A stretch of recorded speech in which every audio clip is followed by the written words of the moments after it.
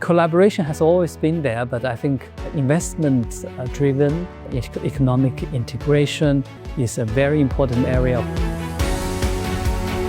For example, China has been climbing up the innovation ladder. It's at the forefront of many technological developments in green technology, for example, EVs and others. These would provide very good opportunities for ASEAN to benefit.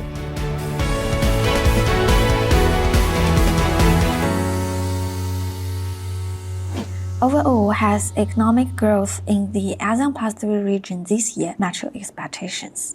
Actually, the region as a whole held up extremely well, and we have upgraded the forecasts as compared to earlier in the year. Of course, there were lots of worries when the US administration introduced high tariffs against the region's exports. I think two forces have been at work. On the negative side is, of course, high uncertainties on trade, tariffs, and the rounds of negotiations. But on the positive side, of course, there has been very strong AI-related investments going on globally. Exports related to semiconductors and AI-related products have been growing at more than 20%. As you know, that Asia is very much at the center of that export trade.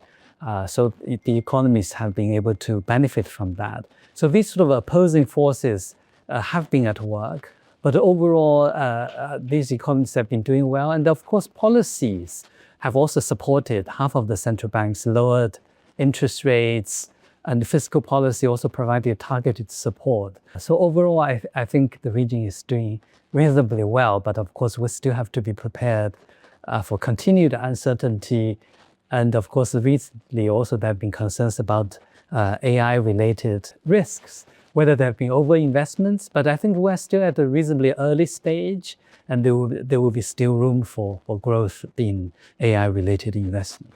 Speaking of trade policy, do you think the period of the greatest uncertainty has passed? Well, if you look at the index for trade policy, uncertainty has certainly come down from the peak.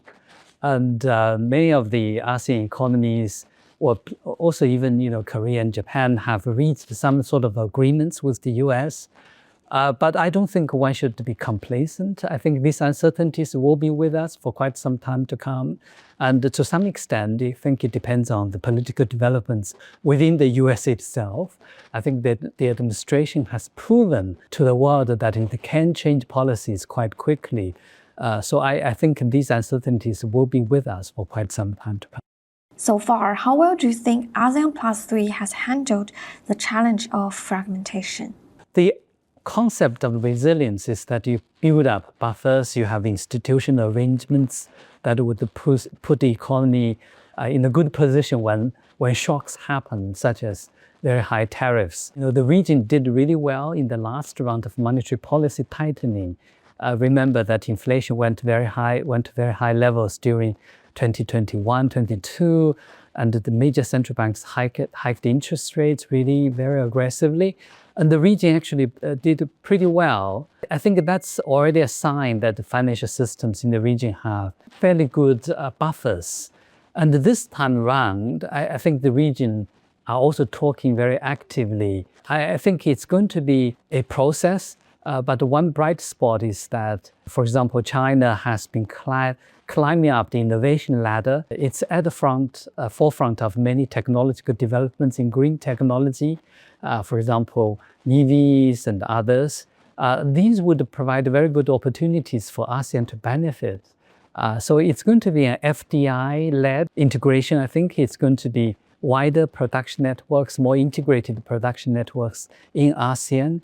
And the Chinese enterprises should seriously think how to invest in these economies, to contribute to their local economies, to train local workers, to transfer technology. That's going to put them in a much sounder footing. So that's a very important aspect when we think about trade integration in the future. To elaborate on that, what do you see as the next key areas for ASEAN+3 collaboration? So, collaboration has always been there, but I think investment-driven economic integration is a very important area. Of course, there are still some non-tariff barriers existing among ASEAN countries, so those should be lowered and removed eventually, hopefully, because on the tariff side, it's already zero tariff for ASEAN, intra-ASEAN trade.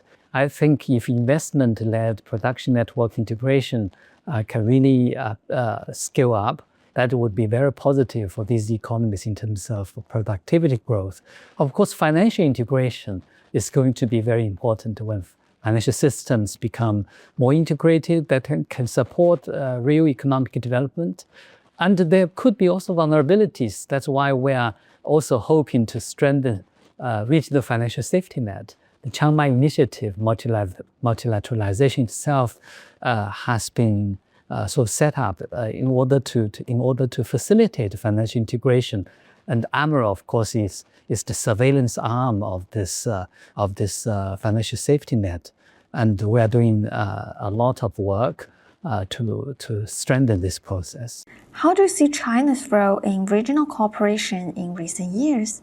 Looking ahead to China's 50th five-year plan, with ongoing innovation and financial opening, what opportunities might this create for ASEAN+3 economies? China is already the second largest economy. It's a $19 trillion economy, and it's also the largest trading nation.